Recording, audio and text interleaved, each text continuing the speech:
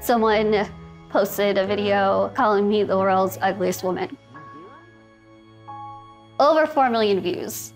I saw the comments, if you were gonna be so ugly, why didn't your parents abort you? Can you please just find a gun and kill yourself? I read every one because I was determined and desperate to find one comment that said, you don't know her story, or she's just a kid, or anything, and I didn't find that at all. Lizzie Velasquez was born with neonatal prodroid syndrome, a disorder that prevents her from gaining weight, weakens her bones and heart, and causes blindness in her right eye. Her parents did their best to make her feel normal. I remember them sitting me down and saying, first of all, there's nothing wrong with you.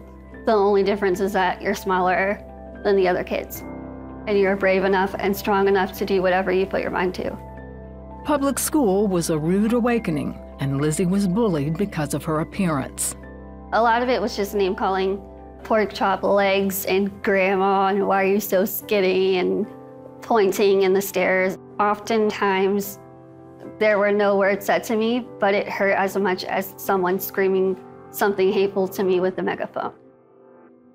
Away from school, Lizzie's only refuge was her family and God. My faith was something that was instilled in me from day one. If I was at church, I was the happiest kid in the world. When Lizzie entered middle school, the bullying intensified, and so did her frustration.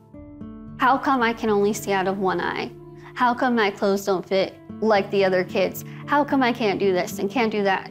No matter how hard I tried, no matter how hard I prayed, no matter what I did, I was not going to look like everybody else. Lizzie joined an after-school club to try to win over her peers. It was there she realized she needed to change her attitude. What am I doing? Nobody did this to me on purpose. Lizzie, stop whining. Stop complaining. God is the reason why I'm here. If I'm going to continue on this faith journey, I need to actually walk it. I have God here with me, and He's not leaving this path. And if He's not leaving this path, neither am I. From that point forward, things began to change. I was really happy. Everything was going well. I had incredible best friends around me. Lizzie's confidence grew, but she wasn't prepared for what would happen her junior year of high school. I don't think I'll ever be able to adequately describe what I felt in that moment. I was really confused and upset and angry. What in the world do I do now? I worked so hard to get my confidence up to where it was. Now that doesn't even exist. I knew deep down I was not going to let this video or those people become the definition of who I was meant to be. Lizzie immersed herself in church and school. Later, she was asked to share her story with the freshman class. She was apprehensive, but the next morning she stood up in front of 400 students and spoke. Halfway through, I looked up and I realized that everyone was just listening.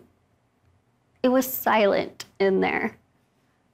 And in that exact very moment, I had never felt more comfortable and confident in my own skin. And I realized we all know what it's like to be bullied. We all know what it's like to feel like you're not good enough or pretty enough or strong enough. When Lizzie finished speaking, she finally felt she understood God's plan for her life. I looked up and there was like a line of students who were wanting to come up and hug me and telling me how much my story touched them. I get chills thinking about it because it was just like this moment of like, I'm gonna be okay. That was the day that I found my purpose. For the next 5 years, Lizzie shared her story at churches and conferences nationwide. Then in 2013, another video of her went viral. This time, it was a TED Talk she gave on self-image that garnered over 10 million views. I wasn't doing this to be famous. I was doing this to share a message. The whole speech, every word that came out of my mouth was a God thing. It wasn't me. Now Lizzie speaks around the world, hosts her own YouTube channel, and has written several books. In Dare to Be Kind, Lizzie shares how to overcome life's challenges. I feel like Jesus put me in this little body to show people that no matter what size you are, or where you come from, or what you go through, there is a God who is there, who will never leave you, and that will surpass any obstacle.